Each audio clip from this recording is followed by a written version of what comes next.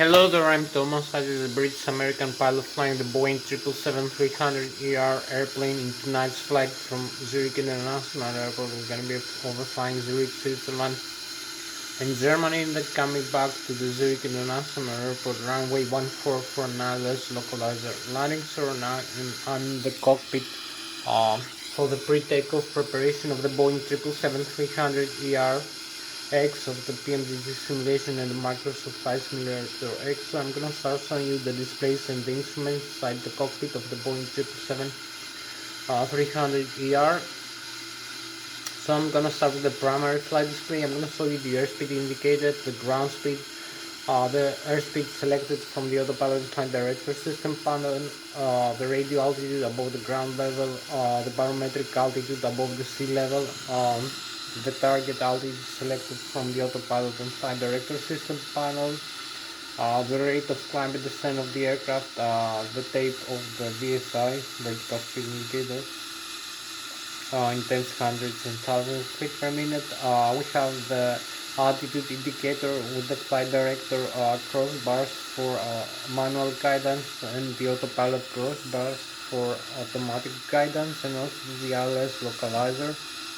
Crossbars, we have the pitch ladder in degrees and the bank angle in degrees. We have the magnetic heading and track and the magnetic north pole and true north pole and magnetic variation depending on where we are in the world. We have the barometric pressure in inches of mercury or hectopascal, and also the flight mode annunciator with the autopilot and the flight director. Later on in vertical navigation mode, we have the navigation display. The navigation display that displays over here. We have the primary flight display with the flight mode annunciator here.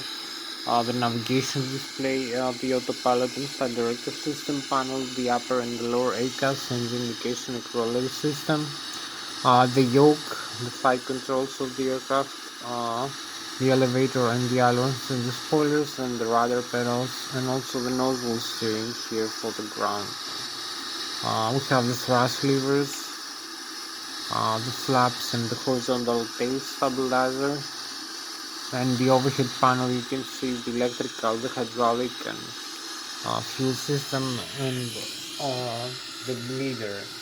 So I will continue with the navigation display. The navigation display that displays the airports, the waypoints, the GPS position of the aircraft. We have also the RNP and the NP, the required navigation performance and the acquired navigation performance, the terrain weather, the terrain map with the terrain reflections from the weather radar. You can see with red, green and yellow the elevation of the ground around the aircraft and the distance in nautical miles.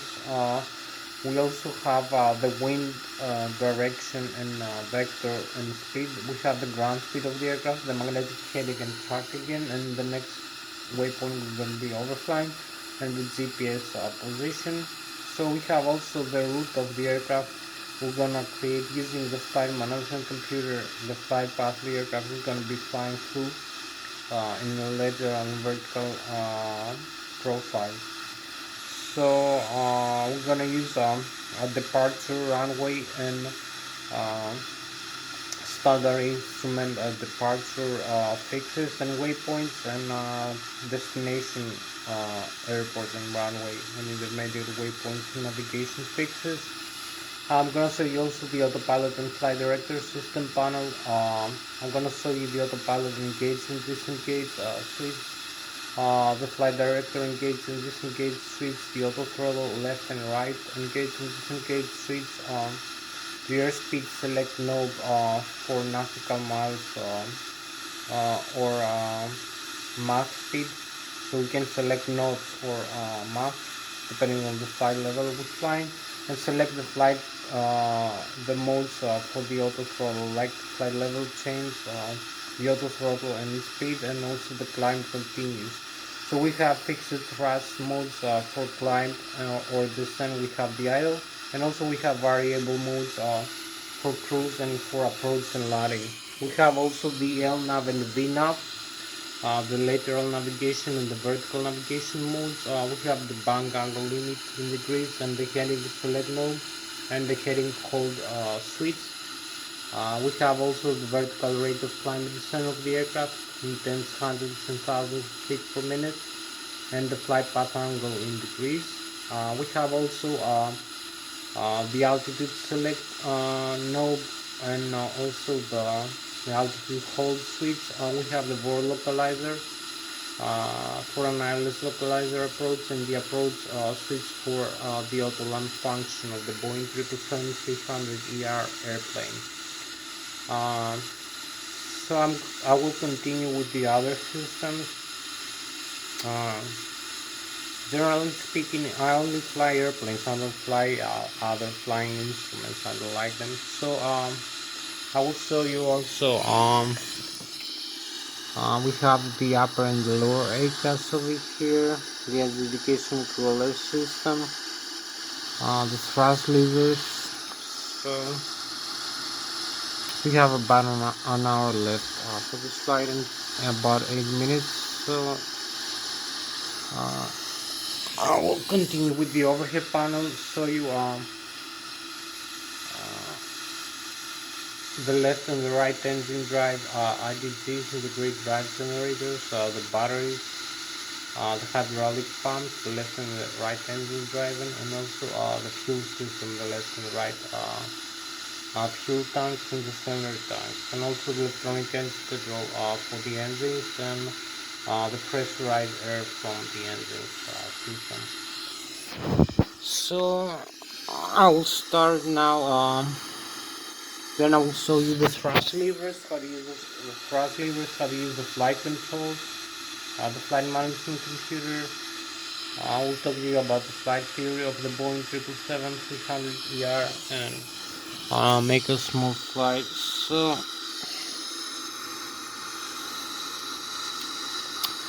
this is the primary flight display. We can see the airspeed indicator. We have the minimum airspeed indicated, the airspeed selected from the autopilot and flight director system panel, the ground speed, the barometric altitude above the sea level, the barometric pressure altitude, the target altitude selected from the autopilot and flight director system panel, the flight mode annunciator with takeoff, go around switch, the flight director, the pitch ladder in degrees and the bank angle in degrees. The radio altitude above the ground level, the magnetic heading and track, and we have the selected values from the autopilot and flight director system panel over here, displayed with purple. So we have the navigation display.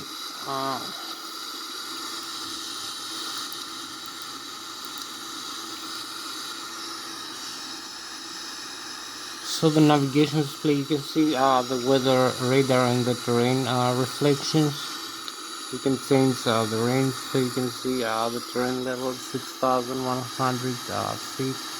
Maximum, you can see the Swiss Alps over here. You can see 0 feet minimum, determined with yellow. We have the airports here. You can see Switzerland here in this side, France in this side, and Germany in this side. You can see the magnetic heading and track again. The ground speed of the aircraft right now is 0. You can see other aircraft flying around using the transponder over here. Transmits and receives some frequencies. You can see the weather radar here. You can tune, make the tuning of that. So we have other stuff, other information. We have the FS panel, electronic flight instrument panel. You can select inches of mercury and hectopascals over here, and also the meters display. So we have 436 meters, or 1,430 feet, and 3,050 meters. I will change these values now. So this is the auto throttle, left and right, engage, disengage, the flight director, the flight level change, some other modes.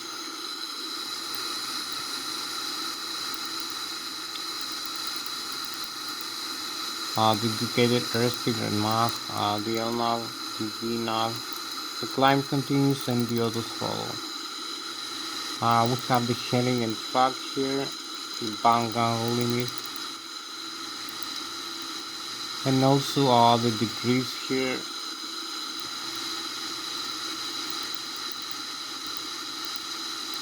Of the heading, so you can select the runway for takeoff.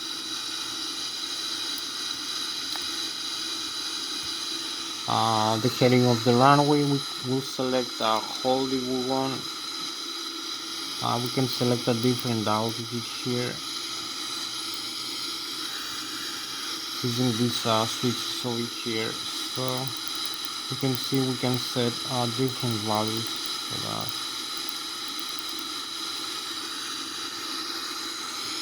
We can select heading and track. As I told you, we can select the indicated airspeed or map, continuous climb and auto throttle, VNAV, the LNAV.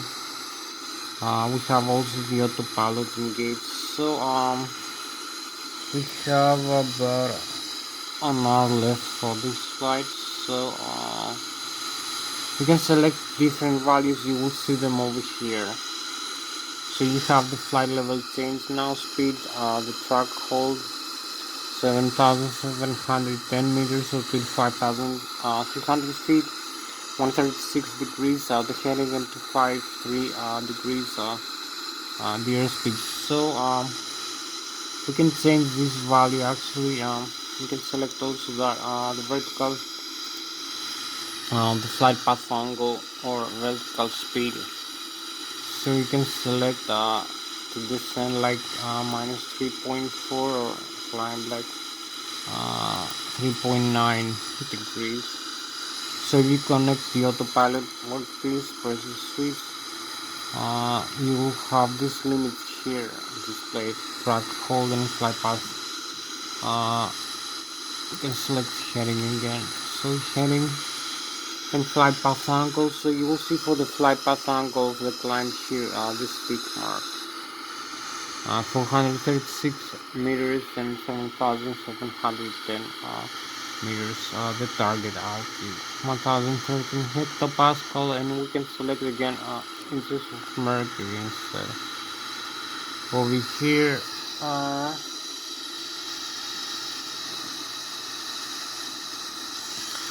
so we have about an hour left for this flight, for this video. So we can select now the vertical speed in tens and hundreds and thousands of feet per minute. So we can climb like 3,500 feet per minute. Use target altitude, and we can change the modes. We can select the altitude mode, the flight level change again, speed mode, or the altitude hold here. So altitude hold now. So I will leave maybe these the flight level change speed.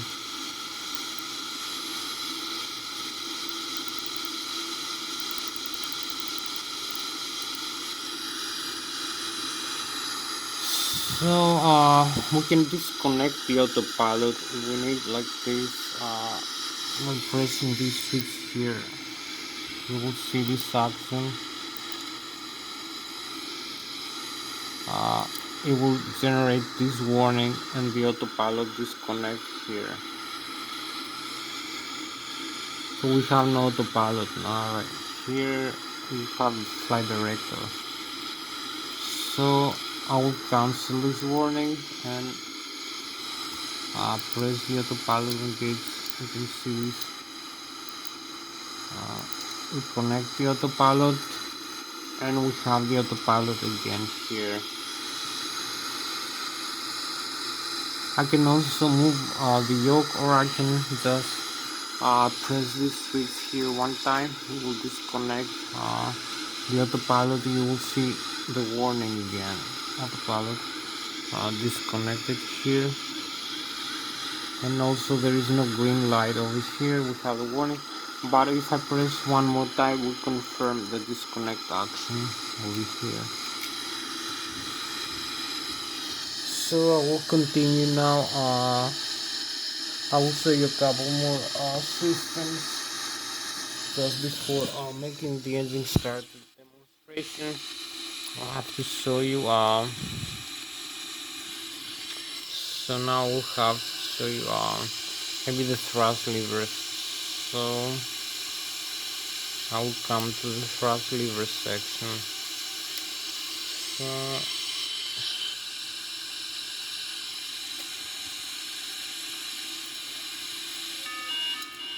So you can see if I move them from the idle, and we have the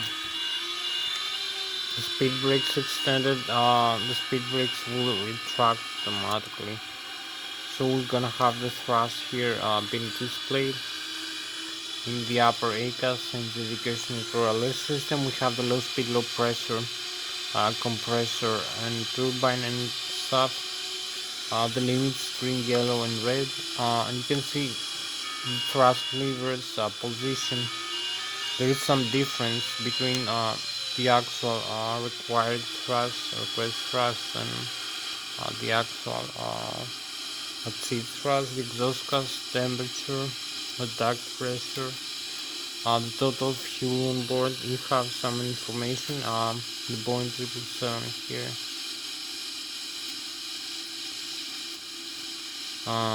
You have the outflow pressure and the outflow valves for the cabin pressurization system. So we have the N2, which is the high-speed, high-pressure compressor stage and turbine, and shaft, also high-speed shaft. So the turbofan towards the fuel flow per engine per hour, the oil pressure, oil temperature, oil quantity, and the vibration of the stage of the N2 stage of the engine. So we have the horizontal trim stabilizer here, the tabs. You can see the position of the horizontal tail trim stabilizer here. We can set the horizontal trim stabilizer using this switch over here, pressing up and down. The aileron trim also. We can set the aileron trim using this switch here, and the rudder trim using this, and see the display. We can see it also in the multifunction display. We have the fuel control here for the engine, left and right engine, the speed brake.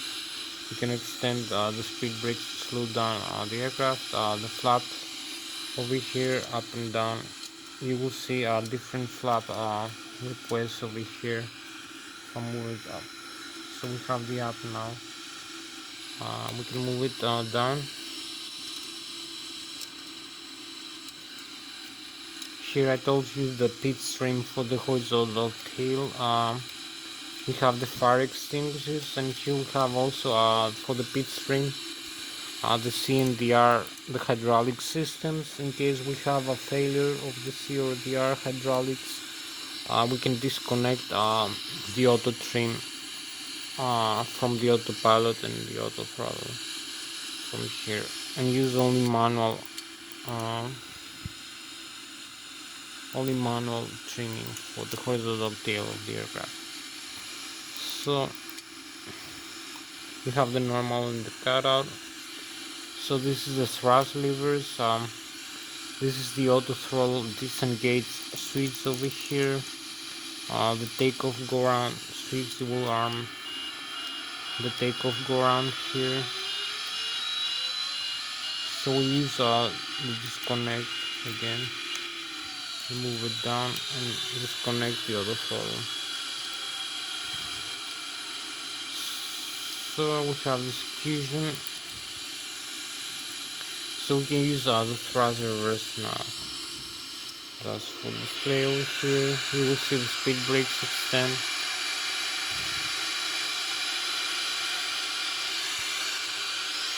So we have the reverse now displayed over here for the engine's indication.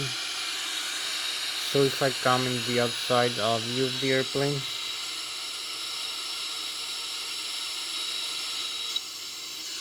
you will see the thrust reverse, the blocker doors being open here, and the flow of the air, the reverse, which is moving forward. So we can cancel the thrust reverse, extend again, and cancel, and extend again over here. So you see how the thrust reverse block your doors open and close here like this, to reverse the flow of the air forward, to slow down the airplane during a landing. So I'm gonna talk to you now about the thrust levers more now, and the flight theory of the aircraft, and show you the flight controls. So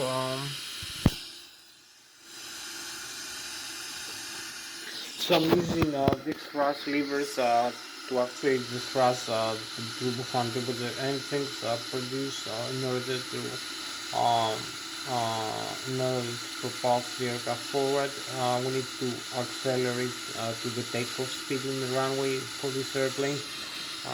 Take off to have the effective lift from the wings to make the aircraft airborne into the air, and also overcome the stall speed. The stall speed is going to make the airplane fall back into the ground. So when you move the thrust levers into a position, or you connect the overflow, you give a signal to the FAREX. The FAREX are the full authority used electronic control computers, one installed per engine. Dual channel redundancy computers. If one channel fails, the other takes over. Control and monitor all the information and limitations you see in the upper and the lower ACAS and the indication of your Lszh system, like the M1, which is low speed, low pressure compressor stage and compressor and turbine of the turbofan turbojet engine, the low speed shaft of the aircraft, the exhaust gas temperature, the N2, which is the high speed, high pressure shaft and high pressure turbine of the turbofan turbojet engine of the airplane. The fuel flow per engine per hour in thousands of kilograms and thousands of pounds. The oil pressure or quantity, oil temperature, and also the vibration of the end stage of the engine. We also have the FAREX control and regulates the pressure inside the engines. So if you have an overpressure, open the outflow valves of the 15 and 9 stage to relieve the overpressure. If you have a lower pressure, close the outflow valves of the 15 and 9 stage to increase the pressure inside the engine. So we have quite a lot of functions from the FAREX. Also to optimize the fuel performance of the aircraft. If we climb to higher altitudes, we have lower air pressure, and also the airspeed of the aircraft is higher, so we have a higher intake of air into the turbofan turbojet engine. So we need to actuate the air and fuel mixture all the time, unless we have a computer to do that thing. We have the FAREX, that is already the electronic control computers. So we have they also control the engine start and engine shutdown, control and monitor all the overspeed of the engine shaft, and also the blade, and also the pressure, as I told you, the temperature, and also malfunction. So we have also we have two engines installed in this aircraft, one in the left wing and one in the right wing for redundancy, and also for symmetric thrust. For this aircraft right now, in order to take off from the runway, we need to overcome, we need to accelerate it using full thrust power from the engine. We need to overcome the stall speed. As I told you, the stall speed is going to make the airfoil of the aircraft stall into a given angle of attack. That is going to make the airflow not produce the necessary lift force. That is going to make the aircraft airborne into the air. The lift force is the force that overcomes the weight of the aircraft, that is equal to the mass times the acceleration of the gravity.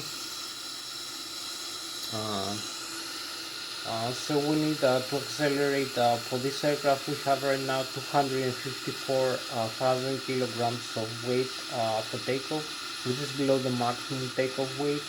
We have about 30% of fuel on board, about 46,000 kilograms or 102,000 pounds. So our weight is right now 246,000 kilograms or 521,000 pounds, and we have about 46,000 pounds of passenger and cargo, 50,000 kilograms. So in total we have 254,000 kilograms or 531,000 pounds below the maximum takeoff weight. So we need to accelerate to an airspeed of 154 knots or nautical miles per hour into the runway, or 270 kilometers per hour just for takeoff, to have the effective lift force for the aircraft to become airborne. We're gonna use 15 degrees of flaps and 4 degrees of horizontal tail trim stabilizer. So coming to this section now, we'll use the Newton's first, second and third law of kinematics of motion, some Bernoulli theory of fluid, aeronautical and aerospace engineering, and I will derive some interesting equations and principles of flight theory for this aircraft right now. So I'll show you also the flight controls, how to have effective flight controls in flight using this bicycle video. So I will come now over here. We told you we need the thrust from the engine, so just for takeoff. So you can see here we have the wings of the airplane. You can see the wings, the surface area of the wings holds the weight of the aircraft in total. So you divide the weight by the surface area of the wings. Also, you can see the wings, the bottom surface of the wings is more flat, generally speaking. So as the aircraft accelerates, having the two engines, you can see the two engines installed in this aircraft, the left and the right wing engine. They produce symmetric thrust. You can see the vectors here of the engine. So they move the aircraft forward, they cannot move it upward. This is done by the wings, which produce lift force. So you can see as we accelerate to the takeoff speed 270 kilometers an hour, the airflow, because the bottom surface of the wing is more flat, the airflow of the air is gonna be moving slower below the wing. So we're gonna be having higher air pressure below the wing. It's gonna move the aircraft up into the air. So also, as you can see, the top surface of the wing, it has higher curvature above. So the airflow, the air mass, as we accelerate to the takeoff speed, is gonna moving much faster above the wing. So we're gonna be having lower air pressure above the wing. So this is gonna create a suction of air above the wing that is gonna suck the aircraft up. So we're gonna have a pressure below the wing and a suction above. So this is gonna create a differential pressure. We're gonna be having positive pressure below the wing and negative pressure above the wing. So also we increase this by using the flaps, which increase the curvature and the surface area of the wings. We have also other flight controls that affect the airflow to control the aircraft direction in flight, like making it turn around left or right using the ailerons and the spoilers in the wings. Also we have the horizontal tail, the elevator for climb and descent, and the vertical tail, the stabilizer of the aircraft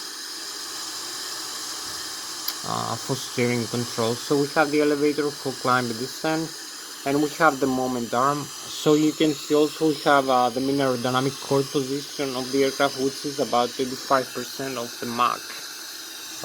It's the position where is the maximum aerodynamic lift of the wings has been created.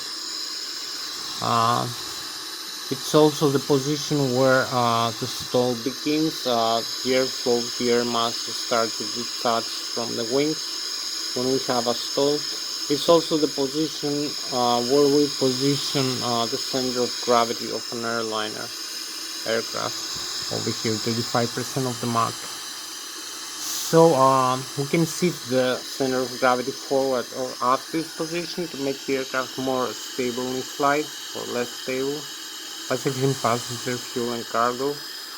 We also have other forces acting on the aircraft using the vectors through the center of gravity, like from the nose all the way back to the tail, and also from the ailerons and the spoilers to the center of gravity, which have the moment arms. The moment arm is this force that makes the aircraft pitch up and pitch down, so it's times the distance. We have the lever arm is the moment arm, so it's times the distance from the center of gravity all the way back to the horizontal tail. This distance over the surface area of the horizontal tail or the vertical tail, or the elevator, or the rudder. So it's times the distance times the surface area of the horizontal tail times the airflow of the air mass per second, per second, so times the acceleration of gravity. So you have the moment arm to make the aircraft pitch up and pitch down through its center of gravity vector, and also bang roll left and right. So I'm gonna show you how to use the side stick and the yoke for this thing. Have directional control in flight right now. I'm gonna show you the flight controls and then make the engine start demonstration.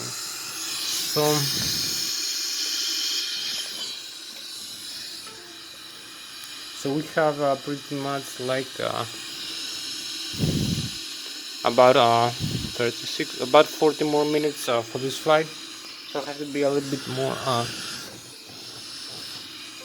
I think I have to be a little bit more sweet for this video. So you can see the yoke here we use for the elevator deflections, and also the ailerons and spoilers using the control wheel. So also the rudder pedals for the rudder, as you can see.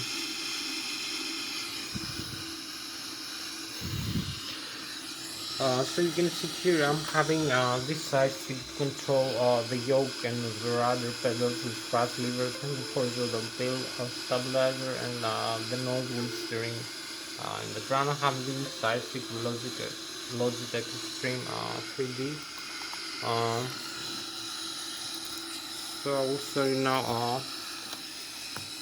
how to control the side stick and the yoke of the aircraft. So you can see I'm using this side stick for this simulation right now.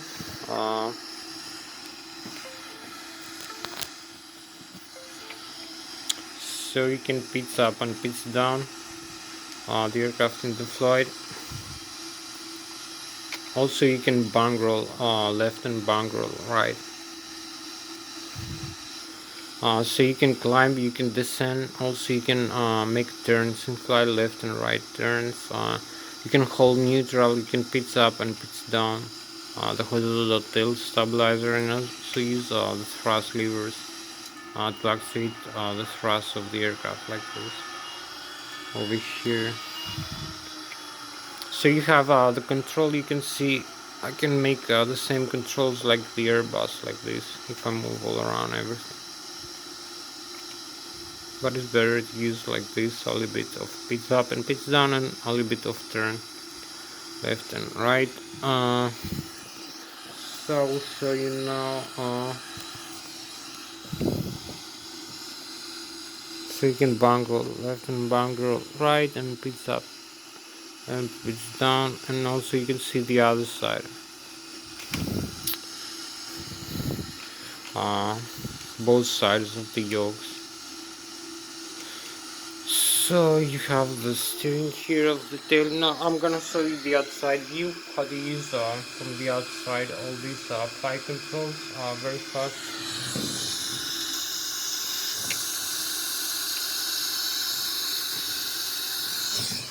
So you can see here again the airplane. So I'm gonna show you the side stick using the deflections. You can see the air propulsion Now the flight controls and the yoke is moving proportionally to the flight stick deflection over here that I'm doing. So I'm having the full control of its flight control surface. So I can pitch up and pitch down like this. Also I can bang roll left and right. So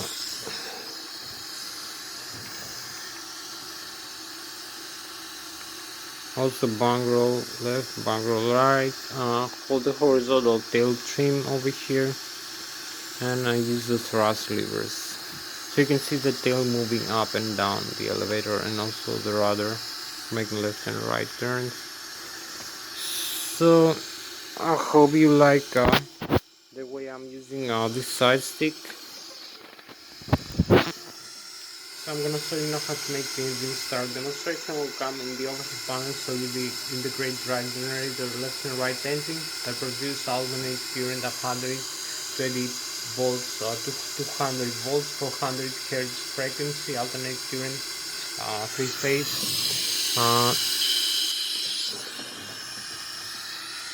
So we have the integrated drive generator, one installed per left and right engine.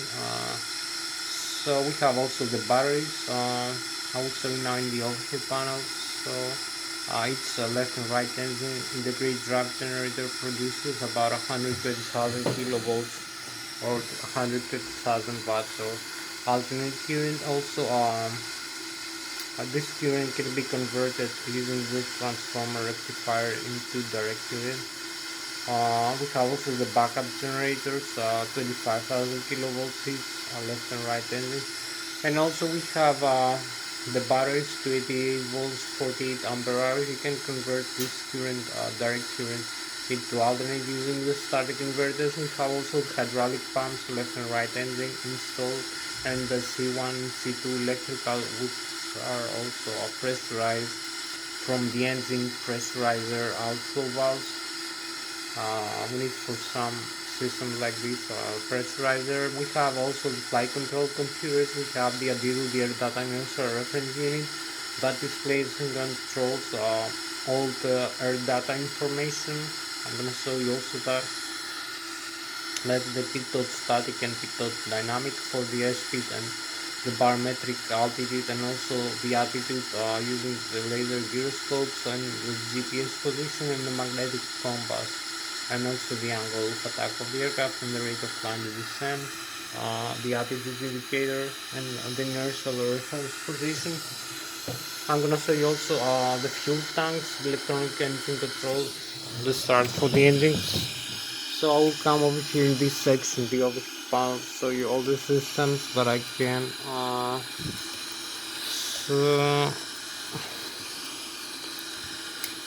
So I will come over here in this side. For overhead panel, you can see some switches here for maintenance.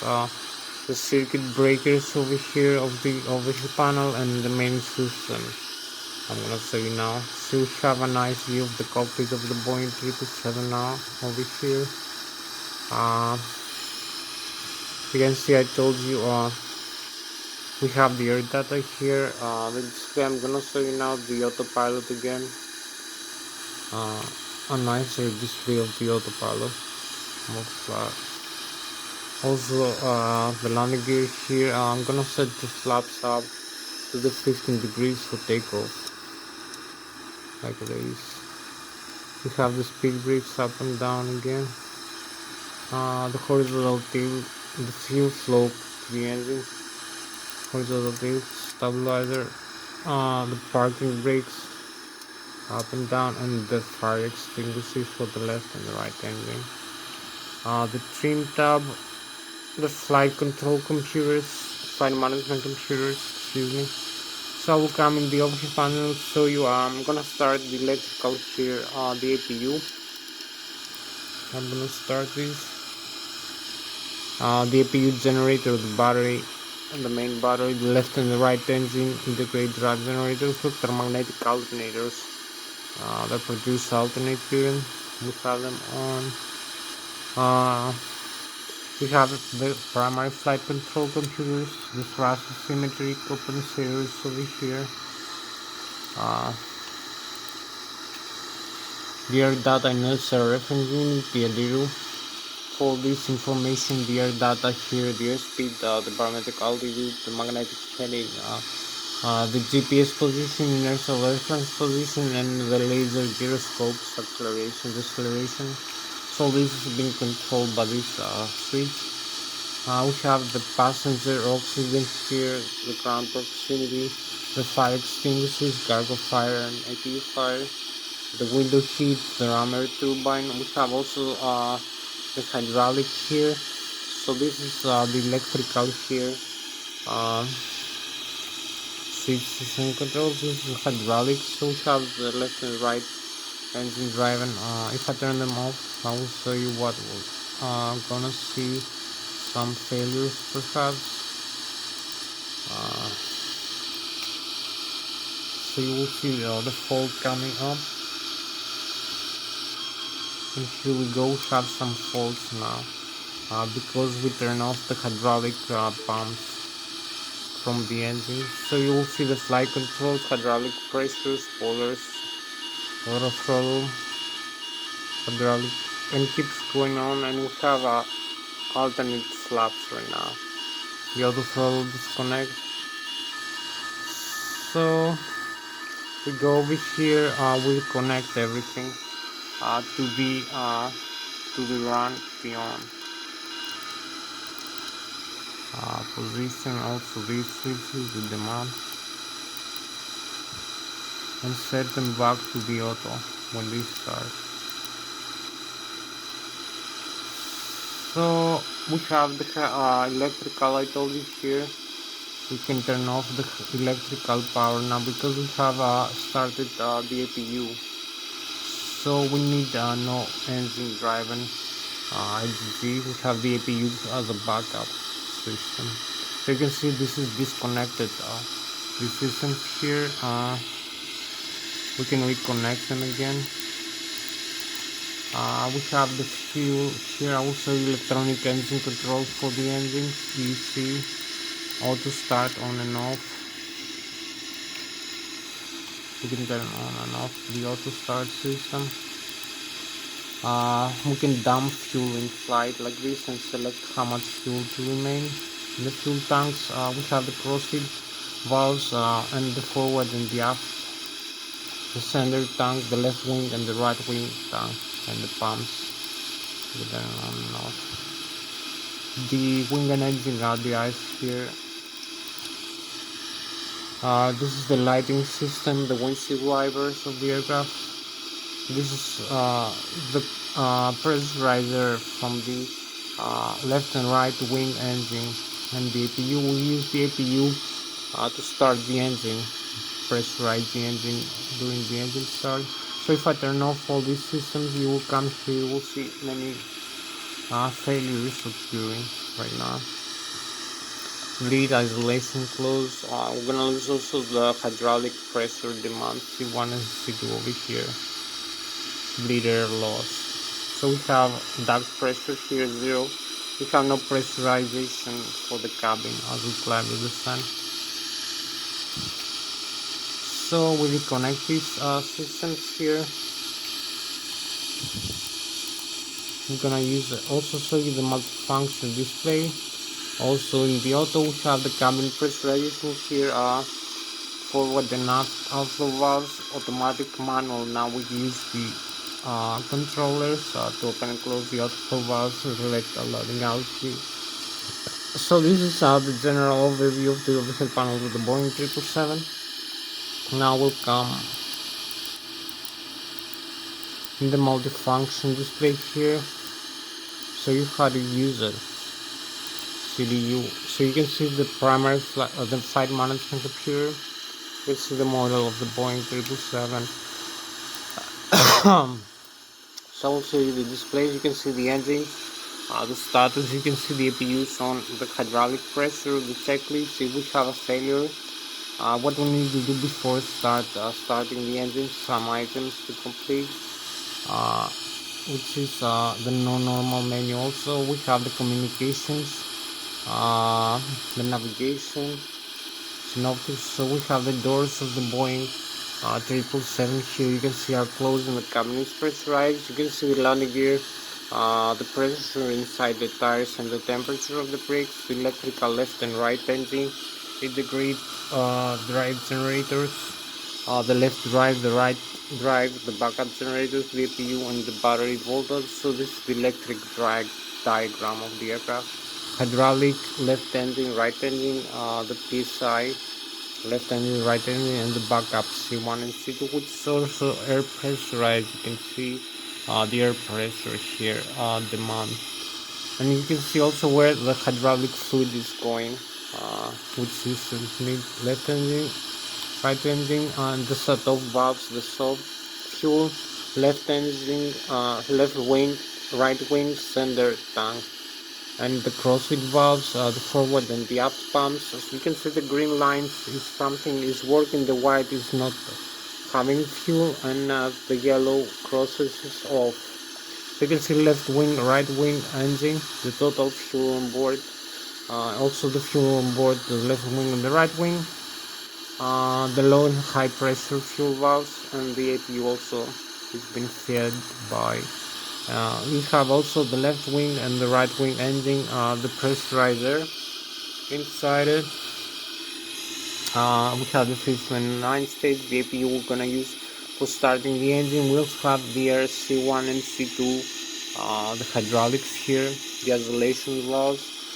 This is for cabin pressurization, wing and engine anti-ice, air conditioning, and ventilation, and also for starting the engine using the APU. So if I'm gonna use the thrust levers forward, you will see the cabin pressurization. You see the duct pressure from the engine.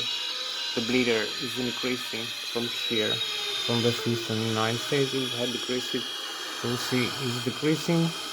So we're gonna use the APU pressurizer when we turn off the engine. We have also here is the flight controls of the aircraft. You can extend the speed brakes. You will see the speed brakes extend. You can see the position if you have a failure in a flight control system. The stabilizer trim, the rudder trim. So you can see the left and the right wing. I'm moving these the flight controls here. Also the other side. Everything is been moving here. We have no failures also the rudder pedals. So this is the general overview of this multifunction display for the Boeing 777. I'm going back to the engines. Over here we have a few more minutes. So I'm gonna make now the engine start demonstration. I will turn off the fuel flow here. So you will see some systems will close in the overhead panel, like the electric driving engines, hydraulics also. So you will see the engines is shut down here, the message engine shut down, and the N1 decreases, the exhaust gas temperature, the fuel flow is 0, and the N2 also. So we go here,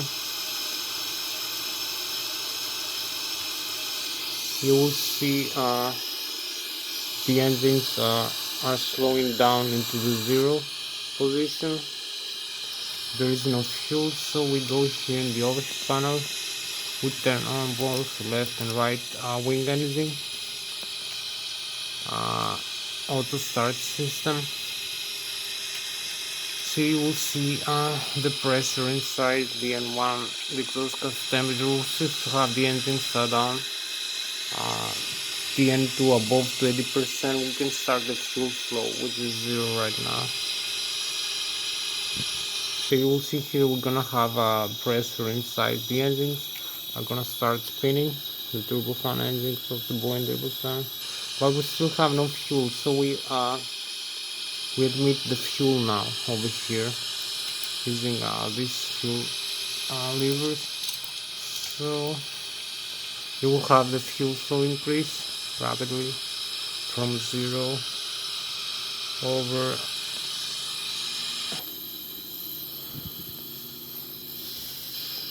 So now we have both engines start and stabilize. So we need to do one last step here before takeoff right now. Set up the flight management computer, the flight plan. So go in the menu, flight management computer, the model, the position, initialize. We set the reference airport here at Lszh, the reference information, set universal position, the coordinates. We use the initialize zero fuel weight. I'm gonna use 5% of fuel for this flight, and also the cruising altitude 35,300 feet or 7,700 meters. We're gonna fly with 900 kilometers an hour. I'm gonna use coast index 100%. The route from this airport at Lszh back into this airport. Copy paste. You can see the Boeing 777, the flight management computer. This beautiful aircraft. So we're gonna use the departure through this 02 Alpha, and also the arrival Lszh Transnegria, Transamity. So we have the complete route, activate and execute, and also use the center of gravity, the flaps position, 15 degrees of flaps, center of gravity automatically. We have the trim and the takeoff speed V1, V rotate, and V2 for this weight and this runway length. So we're ready just for takeoff with the Boeing 777. We're gonna taxi now into the runway. So we will start the thrust levers again. And we have like a few more minutes to start the parking brakes. Use the tiller again for steering here, and also steering. And use some thrust.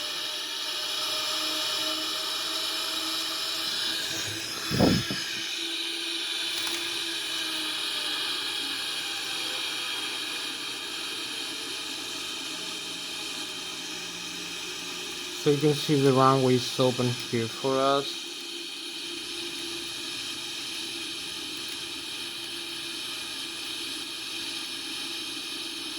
We can taxi into the runway. We have all the necessary information. We have the flap set at 15 degrees. Only align with the runway center line for the takeoff roll. So use the parking brakes again. You can see the GPS position. We have the route map. We have the LNAV here set. I'm gonna use this nice review so you can see where we are right now in this runway for takeoff. Where we're going. Ναι, τώρα περίμενε. So we have about 18 more minutes left to go. I'm gonna advance the thrust levers forward. 20 more minutes. Disarm the parking brakes and go.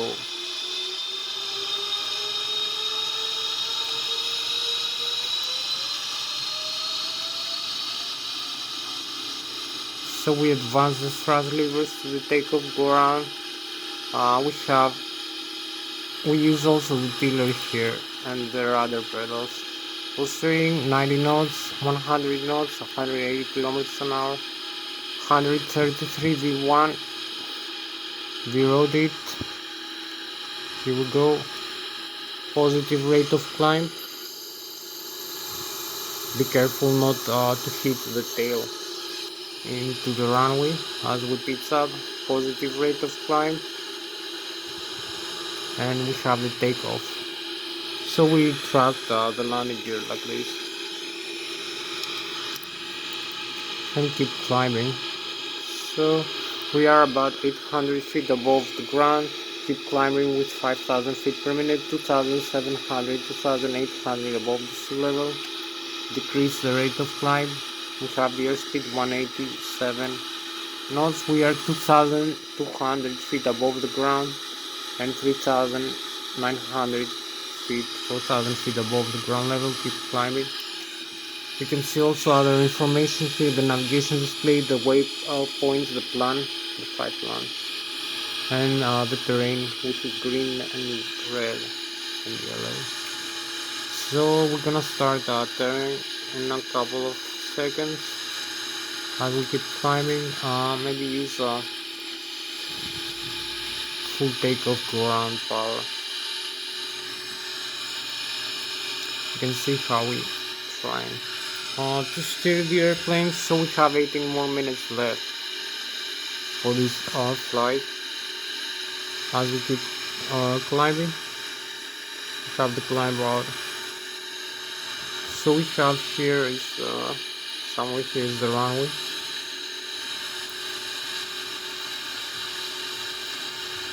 So I'm gonna show you the outside view as we keep climbing. Some nice view here, the runway, the Switzerland. We have the Galaxy, and we fly with about 600 kilometers an hour over flying Zurich in Switzerland.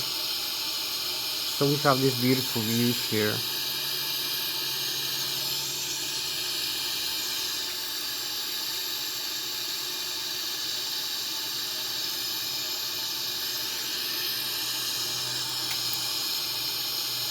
So keep climbing about 600 kilometers an hour.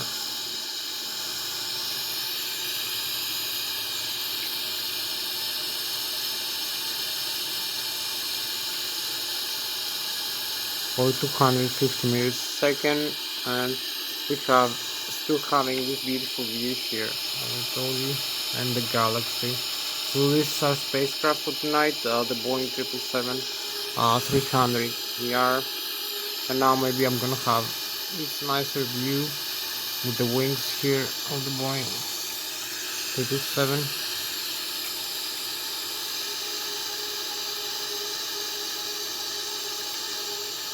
So I'm gonna show you now inside as we keep climbing during the climb route. Be careful to avoid the stall speed here.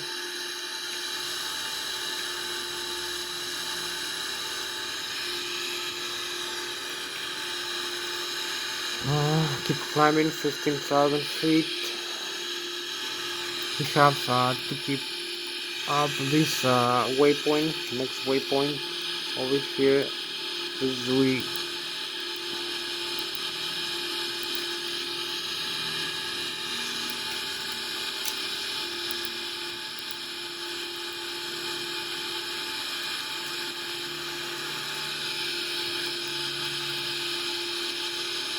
so we keep climbing up like this.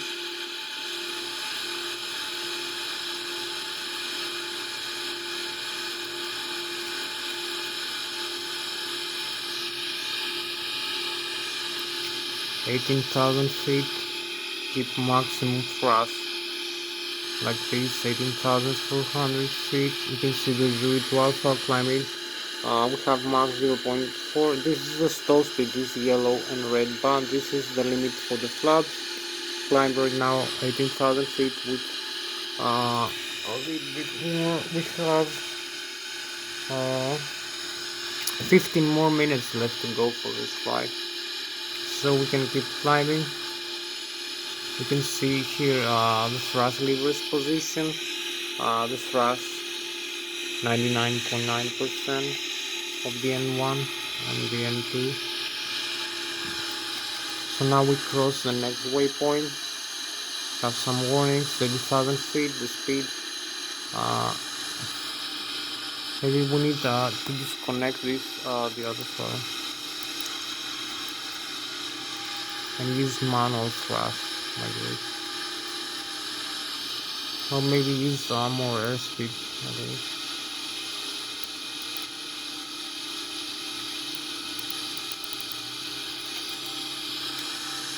Leveling off is also to accelerate. So this is the thrust reduction altitude right now. So you can see the modes here. 31,600, the positive glide, the needle. So we have to pitch up a little bit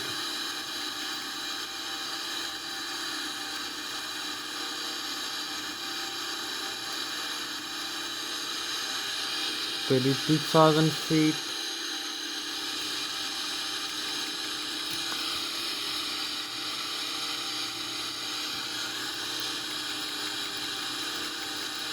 We have like 13 more minutes left to go for this flight. 32, 9,000, 33,000.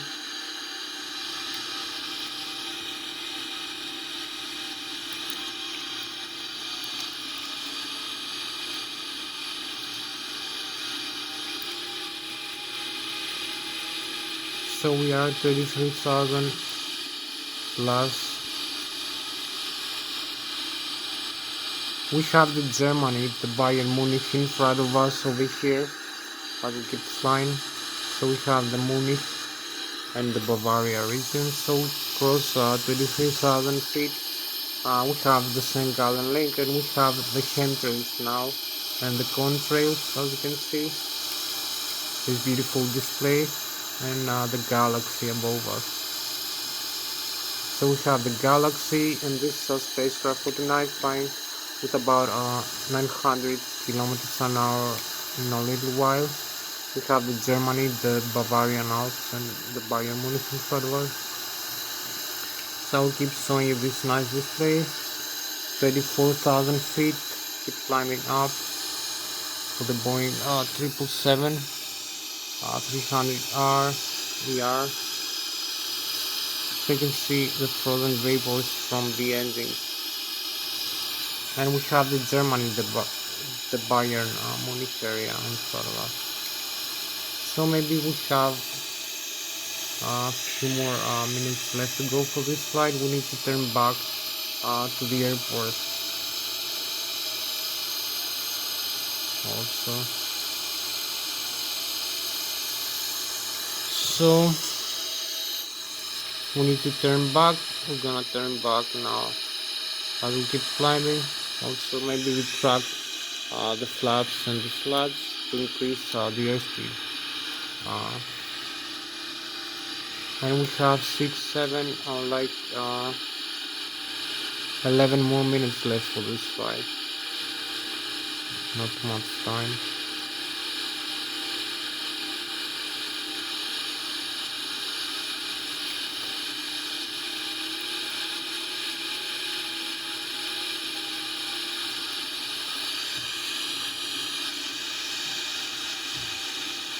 So you can see the stall speed here, the margin. We accelerate into a higher airspeed, and we have the altitude. We have to fly the cruise altitude here as we take the turn manually into the airport. So here we are, 35,300 feet, and we are overflying the Germany here, as I told you, and the Switzerland.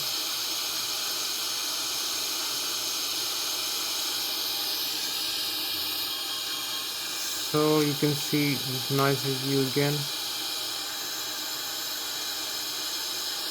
of the Boeing 777, the Germany beside us, and we're going for the airport. We keep flying, and we're having like 9 more minutes. For this flight, we fly with 900 kilometers an hour, or 300 meters a second, about 35,800 feet per hour. So keep going about into the airport, as you can see, manually, and flying straight, also trying not to pitch up too much.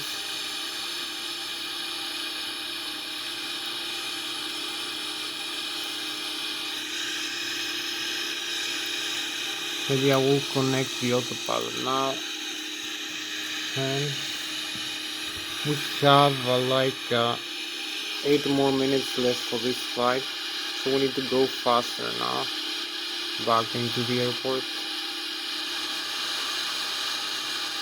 I will keep flying like this. So maybe flying direct to is a good idea now.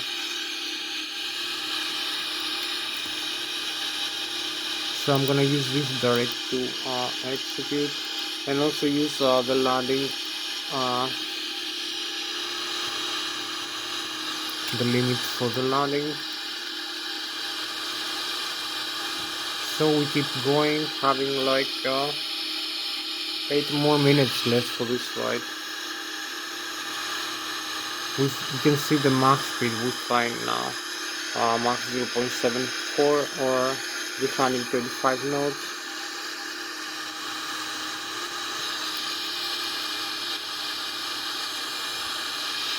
So you can see where we are.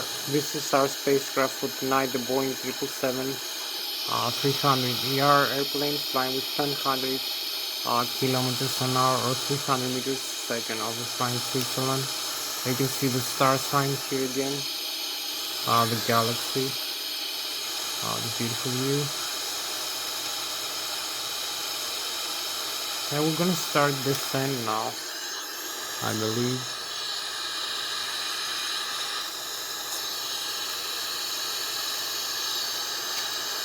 Start descent, maybe, I don't know.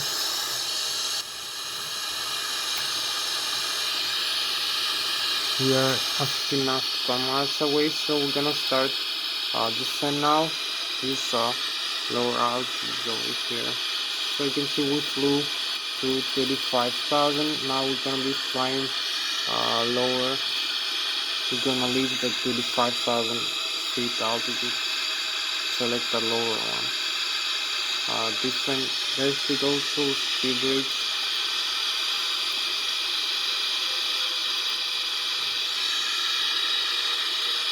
Maybe decrease the airspeed a little bit, the more manageable airspeed. Select the vertical rate of descent.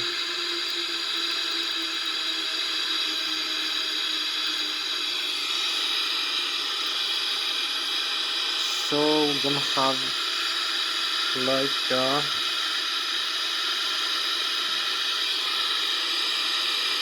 6 more minutes left for this flight as we descend. Keep descending.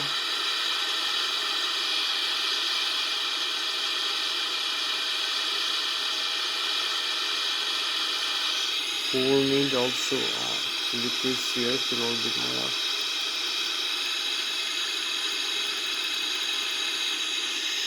Use the warlock.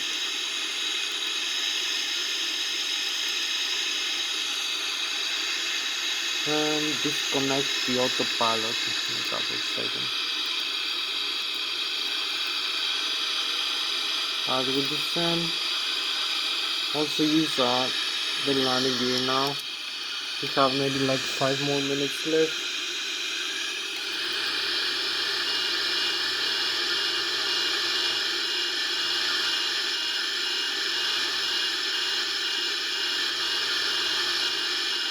So we keep descending. Maybe use this and some speed brakes.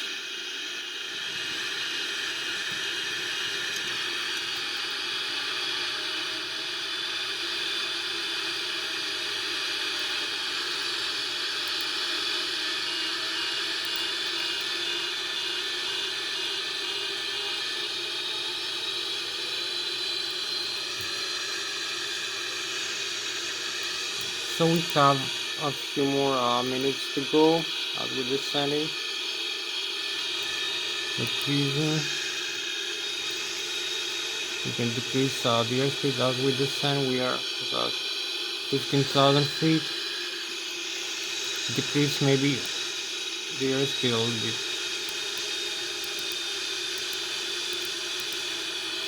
So we're gonna have a lower airspeed as we're descending here, closer into the runway, 15,000 feet. We need now to come closer.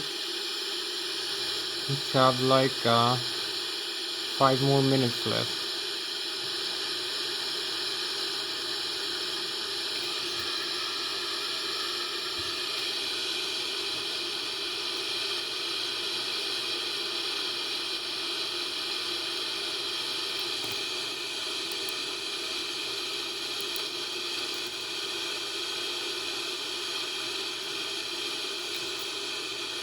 So we're gonna use lower airspeed now.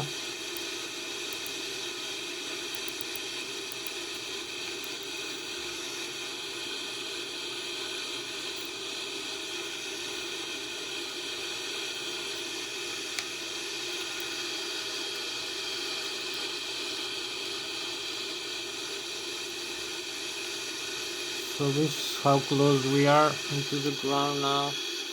Keep descending.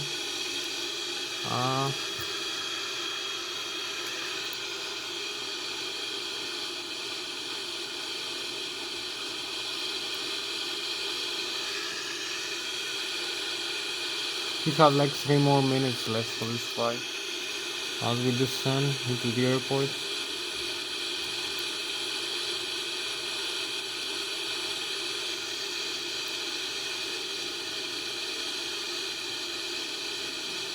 So we have the river in front of us.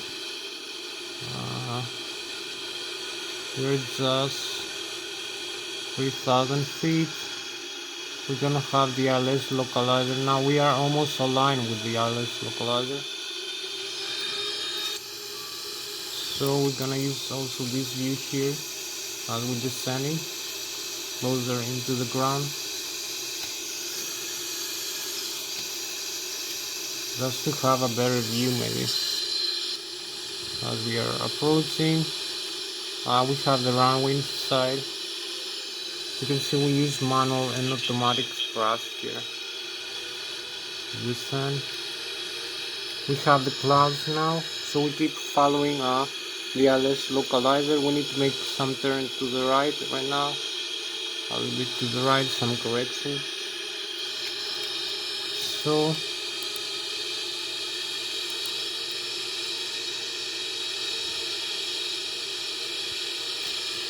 we have about a minute left for this flight.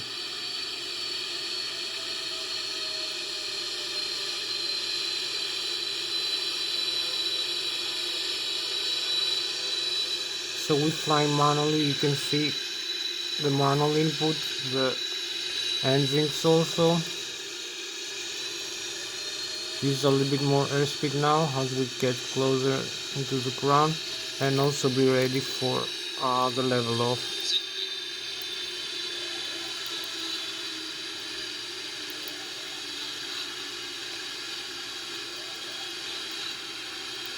Here we are. 10. Here, touchdown, parking brakes, and reverse thrust. And here we are, just touchdown, reverse thrust, and slowing down, aligning with the center line. So that was a very nice approach and landing. Just made it to the Zurich International Airport, as you can see. So you can see here the nozzle is perfectly safe after the touchdown, and also the landing gear. The nozzle here, you can see there's no breakage, there is no tire is broken like some other people are doing in the landing their airplane. So you can see all the parts here are in safe condition. Also the landing gear, the left and the right landing gear, and tires of the gear. And also you can see also this this side the nozzle is normal and the landing gear. So that's the general view here of the Zurich airport and the Boeing 777-300 airplane airliner. This was their aircraft. So you can see everything inside normal. We can disconnect